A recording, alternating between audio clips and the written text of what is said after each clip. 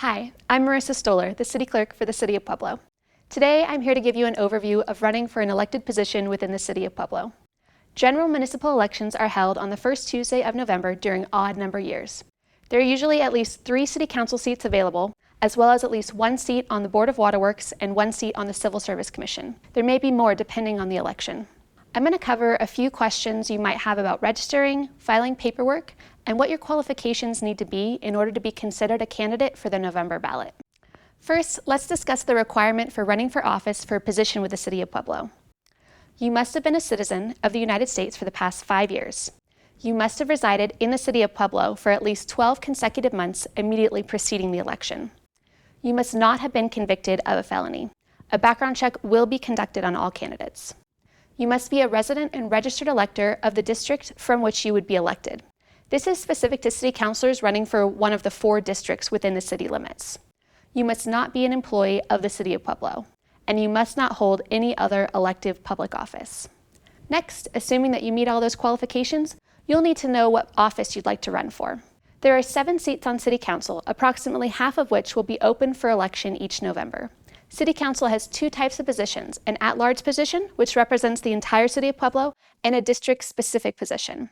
There are 4 districts that make up the city, and 1 councilor is elected to represent each of those districts. You must live in that district to be able to run for that position. To see a map of the districts, please visit the City of Pueblo's website. If your district is not up for election in the upcoming race, you can always decide to run for an at-large position, one of which will always be up for election. City councilors serve 4-year terms. Next is the Board of Waterworks. This 5-member board is charged with the formulation of policy, review, and approval of the budget, setting rates, and long-term planning to ensure Pueblo's water system is operated and maintained in an efficient and cost-effective manner.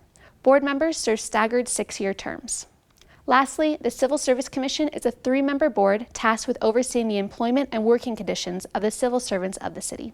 Board members serve a staggered 6-year term. Okay, so you've decided you're going to run for office. The first thing I recommend doing is setting a meeting with me to go over in more detail the requirements that I'm about to review now. Please feel free to call or come into the City Clerk's office to set that meeting. We're located in downtown Pueblo at 1 City Hall Place on the 1st floor of City Hall. You can find us right across the hallway from the box office of Memorial Hall. We're open Monday through Friday, 8 a.m. to 5 p.m.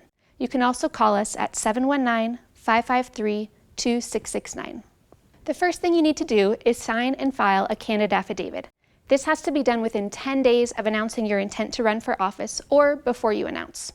You can find the candidate affidavit online at pueblo.us/place and going down to the Elections, Candidates, and Elected Officials section with the red, white, and blue vote button.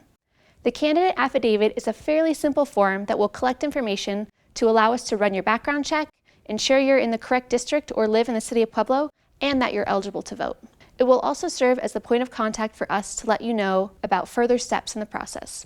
If you plan to collect campaign finance donations, you'll also need to fill out the new campaign finance and committee registration form. It's very important that you familiarize yourself with the campaign contributions and expenditure rules. This is not an area where the City Clerk's office can guide you, and you may want to consult an attorney to aid you with following all the legal requirements.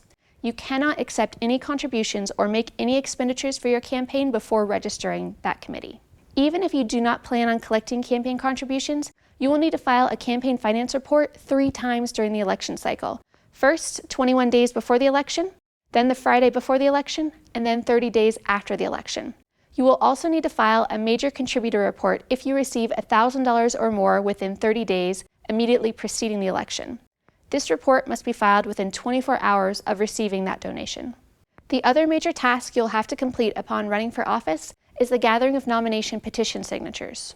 For 20 days at the beginning of August, candidates may petition City of Pueblo voters to nominate them for the ballot by signing their petition. Citywide candidates must get 100 signatures from eligible voters within the city, and district candidates must get 50 signatures from eligible voters within their district.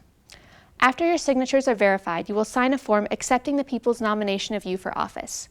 Then you are welcome to attend the drawing for ballot order, which determines the order in which candidates will appear on the ballot. If you're not present, an uninterested party will draw on your behalf.